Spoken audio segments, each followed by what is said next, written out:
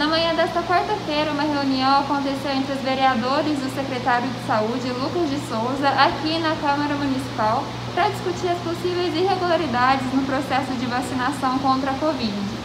Entre os assuntos, foi debatido os fura-filas, as vacinas já preparadas antes da vacinação e agora os critérios para a chamada xepa, que são as sobras da vacina da Covid. Olha, a reunião foi bastante produtiva. Acho que a Câmara acertou em antecipar, porque essa reunião estava marcada para sexta-feira que vem, e em virtude de todos os fatos ocorridos com relação à listagem de vacinados, nós antecipamos a reunião para hoje e convidamos o secretário Lucas, o secretário de Saúde, para participar.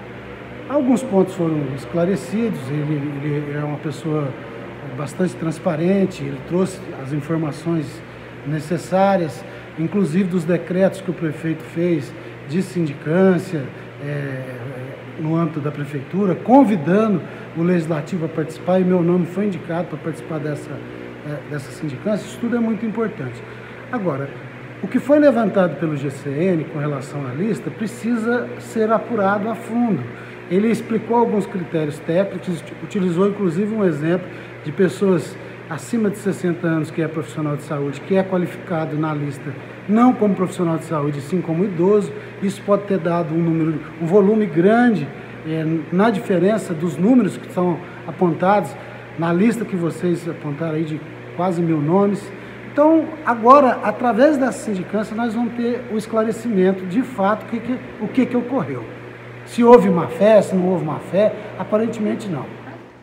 Secretário, você falou hoje aqui na reunião que tem uma recomendação do Estado, que é de colocar os idosos, profissionais de saúde, como idosos, e não necessariamente como profissionais de saúde nessa hora da vacinação. Então, vocês estão seguindo esse critério na listagem. Nem todos os que aparecem como idosos são necessariamente fura-filas, podem ser que sejam profissionais da saúde, é isso? Isso mesmo, eles podem ser. Por exemplo, um profissional de saúde acima de 60 anos, ele necessariamente não precisa ser cadastrado como profissional de saúde, e ele faz parte do público prioritário à medida que um dos primeiros públicos elencados como prioridade eram os profissionais de saúde. Então ele pode, a partir dos 60 anos, sim ser cadastrado como idoso. E essa recomendação é desde o primeiro dia de vacinação ou ela é mais recente? Ela é uma recomendação desde o primeiro dia da vacinação. E em janeiro, quando começou para os profissionais de saúde, esse grupo acamados ou idosos em residência, aconteciam também essa coisa de sobrar e ligarem para outras pessoas? Qual que é o critério? Por exemplo, teve um período, e eu não vou saber precisar, que era unidose, não multidose. As primeiras doses de vacina, e eu não sei precisar, não tenho essa informação aqui agora, as primeiras doses eram unidoses, era uma dose para cada pessoa. Depois que começou a haver 10 doses num único frasco, que a gente chama de multidose, é que houve a xepa. Então, funciona mais ou menos da seguinte forma: se o posto de vacinação ele funciona até as 13h30 e 13h25 chega um idoso lá de 64 anos que é dentro do público a ser vacinado naquele dia e não tem nenhum frasco aberto, você abre um frasco, aspira aquela dose para aquele idoso que chegou ali no momento, aplica, e depois disso, se não chegou mais ninguém, e às 13h30, que é o horário de fechamento do posto, citando como exemplo, ele fecha, a partir daí você tem 6 horas para poder utilizar essa vacina. Senão você não pode guardar ela de novo, você tem que descartá-la a partir de 6 horas, dependendo se for Coronavac ou AstraZeneca. Então, só depois desse pente fino da prefeitura, a gente vai saber se essas pessoas que nesse momento, que era uma única dose no frasco, se elas realmente furaram a fila ou se foi algum outro tipo de erro. Sim, preliminar. Que aí descarta a xepa, né? Sim, preliminarmente não dá para testar que houve ou não houve. O prefeito Alexandre determinou de imediato a abertura de sindicância. Hoje a Secretaria de Saúde publicou no Diário Oficial uma resolução número 8, que estabelece os critérios e as normas para a utilização dessa perda técnica, né?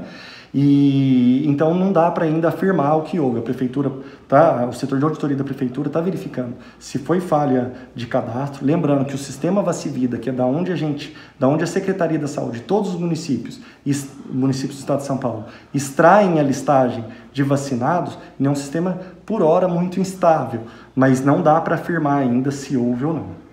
Tá, e por último, a partir de agora dessa resolução, vocês vão começar a identificar quais são os idosos que foram vacinados com a xepa? Na verdade, com essa resolução, o que ela permite? Ela permite o cadastro prévio no site da prefeitura dos profissionais de saúde que fazem, aí tem lá os grupos prioritários. Primeiro, os profissionais de saúde da linha de frente ou que estão auxiliando na equipe de vacinação. Lembrando que é tudo previsto no Plano Nacional de Operacionalização do Ministério da Saúde e na nota técnica do Governo do Estado, em relação à vacina Covid. E depois os demais profissionais de saúde. Então vai existir um cadastro prévio. Então você pega, se for um profissional de saúde da linha de frente, que ainda não tomou vacina, ele vai se cadastrar. Se ele tiver 65 anos, por exemplo, e um outro profissional de saúde da linha de frente tiver 66, teoricamente, o próprio sistema de cadastro, ele vai colocar aquele que tiver idade maior na frente desse que tem idade menor, sendo profissional de saúde. Então, estabelecemos profissional de saúde e dentro do profissional de saúde, aquele que for mais velho, ele tem prioridade.